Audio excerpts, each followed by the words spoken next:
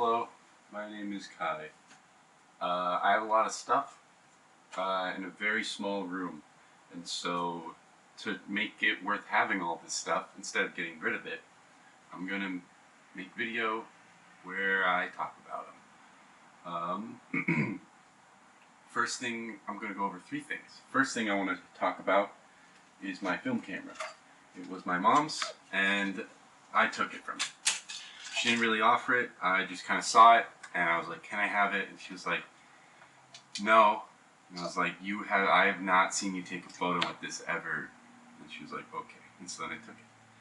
I highly recommend getting one of these. It is a Nikon N6006. It takes pretty good photos. It has all the creature comforts of modern photography, where it has like all the automated modes. Some problems though is the autofocus is kind of bad, but that's okay because at least it has any at all. If you can't find one of these, they're like, you can get them for cheap, N606. There's another one you can get that is the exact same camera but for Europeans or something, called the F601. I don't know why there's two, but I have both for some reason. This one I found at Goodwill, which is why it has a sticker. And this one I found at, I stole it from my mom. This one actually has a lens on it. Oh shit, yeah, and I have some film I'm working through on it. The difference between either of them is I really don't know. They're pretty much exactly the same. One thing I know is that for this one is it has quartz state, which is where on the back of it there is a little panel that will burn into your photos the like timestamp for when it was taken. This is cool if you're someone who cares about that, and if you live in the year of like 1980 or whenever they like made quartz date, because it doesn't work anymore. Like, it works, I could put a new battery in. The only problem is that I have other cameras with this feature, and the like furthest forward in time that it will let me set is like 2011 or something. So no one takes film photos after that date or whatever. So those are your only So usually what I do is I just set it to like 1995 and pretend it's 2025. Another cool thing I want to talk about is I got these tapes that are bootlegs. I haven't listened to them yet. I have a tape deck, I just haven't plugged them in. I have two. One of them is a gift for a friend who cares about this kind of crap. It's for widespread panic. I shouldn't say they care about this kind of crap. That's ambiguous. I don't think they care about tapes, but the crap I mentioned is widespread panic. They're a fan of that. No hate to them. I just don't get it.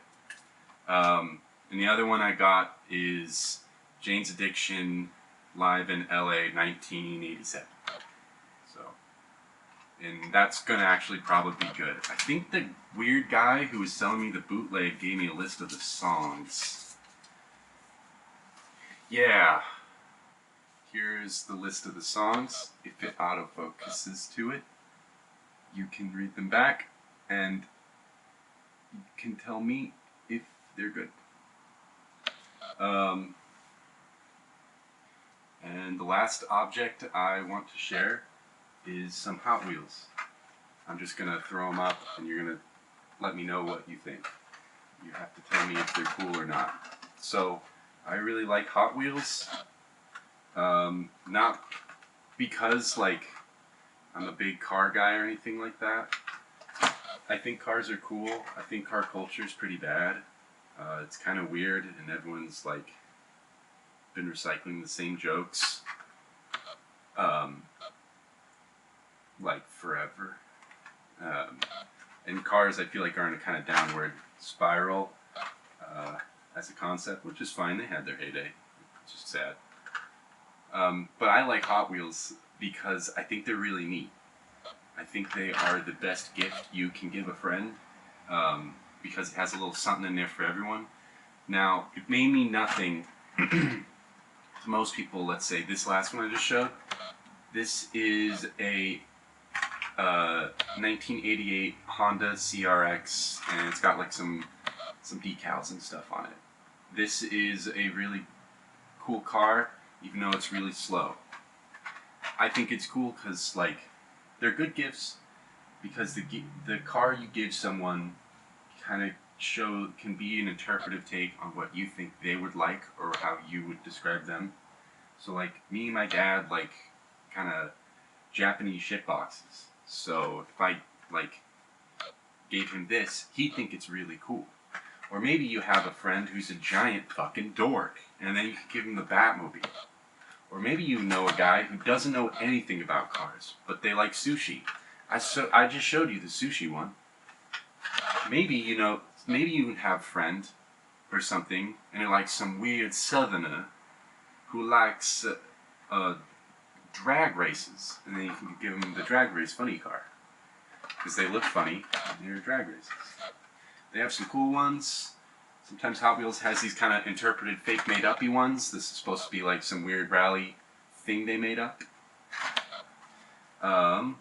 This one's all in Braille for anyone watching this video and they can't check. It's a Braille car and it says twin mill. Yeah, that's what it says.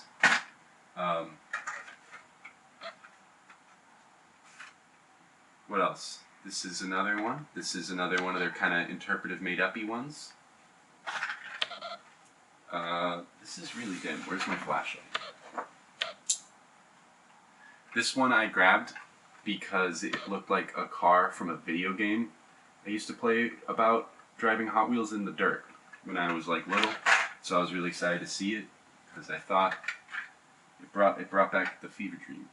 This is cool because it's a Miata. Miatas are always going to be really, really cool. Again, great thing to give someone because they'll go, oh, cool little car.